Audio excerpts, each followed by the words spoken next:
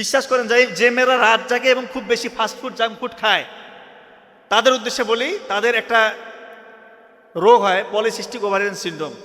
মানে তাদের ওভারিগুলোতে সিস্ট হয়, মাল্টিপল সিস্ট।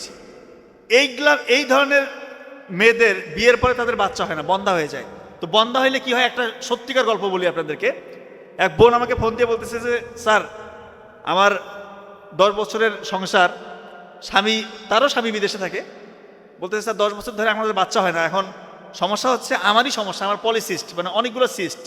তাই আমি ওনার লাইফ হিস্ট্রিটা শুনলাম যে লাইফ স্টাইলটা কেমন ছিল। উনি বলতেছে স্যার সত্যিকার অর্থে আমি যখন পড়ালেখা করতাম ওই স্টুডেন্ট লাইফে আমি খুব বেশি ভাজা পড়া খাইতাম, ফাস্টফুড খাইতাম, রাত জাগতাম, আজকে আমার এই অবস্থা। এখন যেটা হয়, আমার শ্বশুর বাড়ি থেকে প্রেশার, আমার স্বামীকে আরেকটা বিয়ে দিতে চায় এবং আমাকে ডিভোর্স দিয়ে দিবে, আমার স্বামীকে আরেকটা বিয়ে দিবে।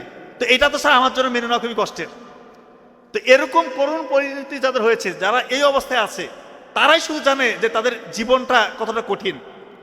সত্যিকার অর্থে বলতেছি, জীবনটা সত্যিকার অর্থে কতটা কঠিন। এবং ওই মেয়ে বলতেছে যে স্যার এখন শ্বশুর বাড়িতে এত বেশি নির্যাতন নিপীড়নের শিকার হচ্ছি, আমি আর ওখানে থাকি না, আমার বাবার বাড়িতে আছি। বাবার বাড়িতে এসে আরেক দৃশ্য, আমার ভাইয়ের সংসারে আছি, আমার ভাইয়ের বউও এটাকে ভালো মতো নিচ্ছে না। এখন যে আমি চিকিৎসা করাবো, ওই চিকিৎসার মানে ব্যয়ভারটা বহন করা আমার জন্য কঠিন। আমাকে একটা রাস্তা দেখান।